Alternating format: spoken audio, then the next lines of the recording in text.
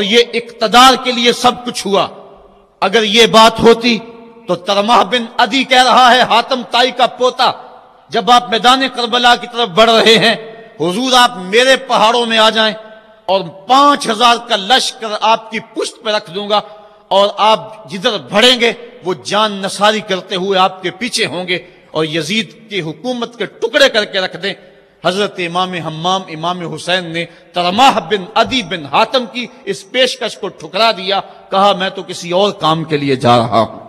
یزید کے چہرے سے اس نقاب کو نوچنا تھا، اس کے مکروہ چہرے کو لوگوں کے سامنے ننگا کر کے بتلانا تھا کہ یہ وہ شخص ہے کہ جس کے بارے میں میرے محبوب اور میرے نانا نے خبر دی ہے کہ بنو امیہ کا ایک ظالم شخص میری سنت کو بدلے گا، اور وہ سنت کو بدلنے والا یہی شخص یزید ہے۔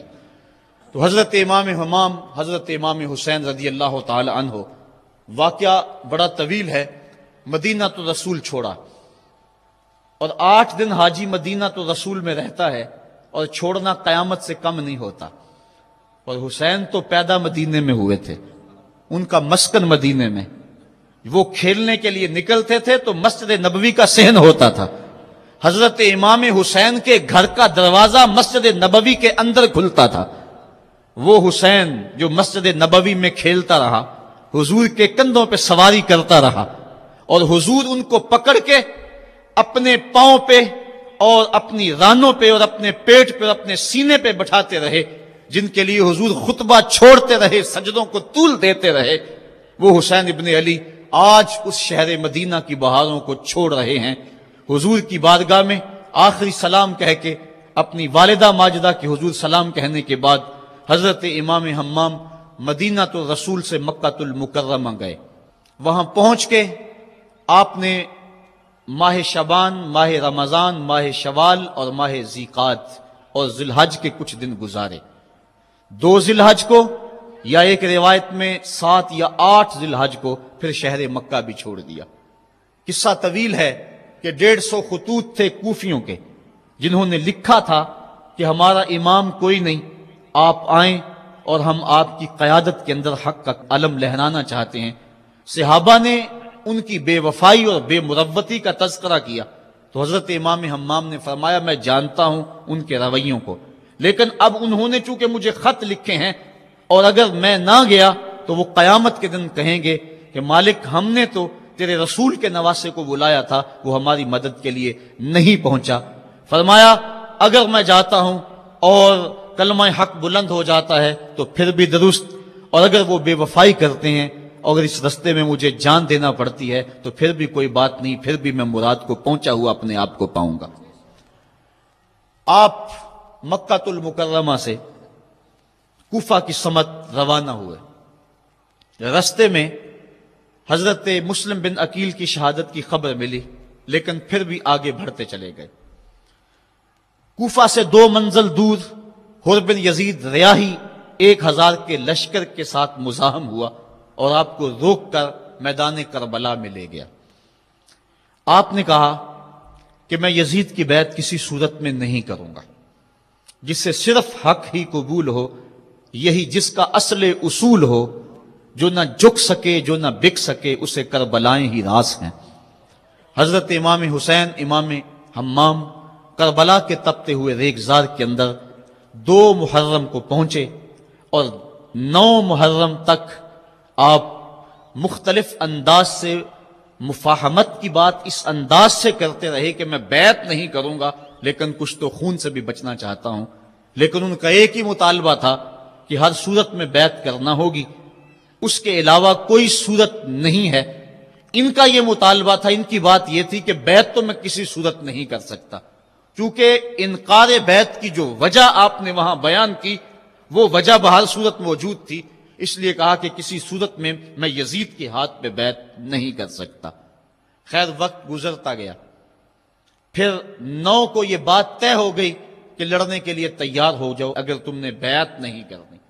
بیعت کرنے کی صورت میں مراعات سے نوازا جا رہا تھا، بڑے سے بڑا شہنشاہ بھی ہوتا اس کے پاؤں میں بھی لغزش آ جاتی، لیکن حضرت امام حسین رضی اللہ تعالیٰ عنہ نے فرمایا کہ یہ تخت و تاج کیا چیز ہیں، جن کی مسند محبوب کی گلی میں لگی ہو، وہ تخت سکندری پہ کبھی تھوکا بھی نہیں کرتے۔ مجھے ان تخت و تاج کی پرواہ نہیں، میں تو کلمت الحق کے اعلیٰ کے لیے میدان عمل میں آیا ہوں۔ آپ نے مقام بیضا پہ خطبہ دیتے ہوئے کہا تھا کہ لوگوں، میں جانتا ہوں کہ میرے ساتھ کیا ہونے والا ہے، لیکن اس کے باوجود میں میدان میں اس لیے جا رہا ہوں وَلَكُمْ فِيَّ أُسْوَةٌ، کہ میری زندگی تمہارے لیے ایک نمونہ بن جائے۔ آپ نے اپنی زندگی کو قیامت تک آنے والی نسلوں کے لیے ایک نمونہ قرار دیا۔ اور میں نے پچھلے اجتماع کے موقع پہ کہا تھا، جو احباب پچھلے اجتماع پہ موجود تھے انہیں وہ جملے یاد ہوں گے، کہ قیامت تک جبر کے خلاف جتنی بھی تحریکیں اٹھیں گی، سب کا قائد حسین ابن علی ہوگا۔ انسان کی عقل اور منطق اس کو یہ دلیلیں دیتی ہے کہ تم جبر کے خلاف اگر میدان میں آئے تو کٹ جاؤ گے، ٹکڑے کر دیے جائیں گے۔ جبر سے مفاہمت کر لو، لیکن عشق سکھاتا ہے مفاہمت نہ سکھا، جبر ناروا سے مجھے، میں سر بکف ہوں، لڑا دے کسی بلا سے مجھے۔ تو عشق انسان کو لڑنے کا سلیقہ دیتا ہے، محبت باطل سے ٹکرانے کا درس دیتی ہے۔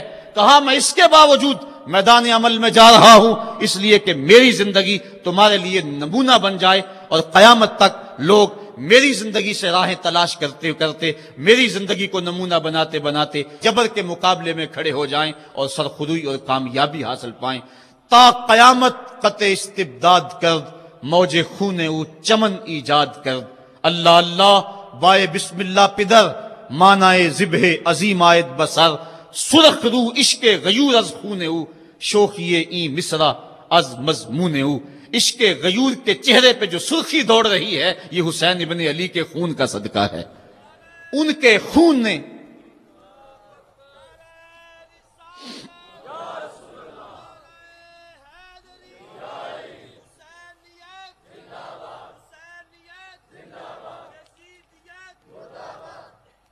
آپ نے 9 کی شب کو چراغ بجھا دیے، کہا یہ میری جان کے دشمن ہیں، تم اگر جانا چاہو تو جا سکتے ہو، میرے بعد تمہیں کوئی نہیں پوچھے گا۔ لیکن جانثاروں نے کہا یہ کیسے ہو سکتا ہے کہ آپ کا ساتھ چھوڑ کے چلے جائیں۔ پھر عاشورے کی وہ رات جو درد و اندوہ سے بری ہوئی رات تھی، ساری رات عبادت میں گزاری۔ ایک طرف شراب چل رہی ہے اور دوسری طرف آنکھوں سے عشق رسول کی مستی چھلک رہی ہے۔ تہجد کا وقت ہوا، نماز تہجد ادا کی، شہزادہ علی اکبر نے اذان پڑھی، اور کربلا کے ریگزار میں ان کی یہ آخری باجماعت نماز تھی۔ ریگستان کربلا کے ذرے گواہ ہو گئے ان کے سجدوں کے۔ آج کائنات کا وہ انوکھا باب رقم ہونے والا تھا کہ صدیاں جس پہ ناز کریں گی۔ فرشتوں نے کہا تھا مالک تو خلیفہ بنا رہا ہے انسان کو، یہ تو لڑائی کرے گا، سجدے تو ہم کرتے ہیں۔ آج فرشتوں نے بھی دیکھنا تھا کہ سجدہ کرنے کا جو انداز حسین ابن علی کا ہے، فرشتے اپنی زندگی کی ساری کمائی اکٹھی کر لیں، حسین کے سجدے کی زکوٰۃ بھی نہیں بن سکتی۔ جب جبر کی تیغیں چمکنے لگیں اور ایک ایک کر کے آوان و انصار جام شہادت نوش کرنے لگے، کبھی وہب شہید ہو رہے ہیں، کبھی زہر شہید ہو رہے ہیں، کبھی اون و محمد کے لاشیں گر رہے ہیں، کبھی قاسم کی جوانی لٹ رہی ہے، کبھی جواں اکبر کی آواز کربلا کے ریگ زاروں میں گونجتی ہے، یا ابا تاہو ادرکنی، میرے باپ مجھے پکڑیے۔ تو حضرت امام حمام دوڑ کے جاتے ہیں اور اپنے جواں بیٹے کی لاش کو کندھوں پہ اٹھا کے خیموں تک پہنچا کے ہاتھ فضا میں بلند کرتے ہوئے عرض کرتے ہیں ربنا تقبل منا ھذا القربان، مالک حسین کی یہ قربانی بھی قبول کر لے۔ معصوم علی اصغر کو ہاتھوں میں لے کر جب سوئے فرات بڑھے اور 2 شاخہ تیر ان کے حلق میں پیوست ہوا،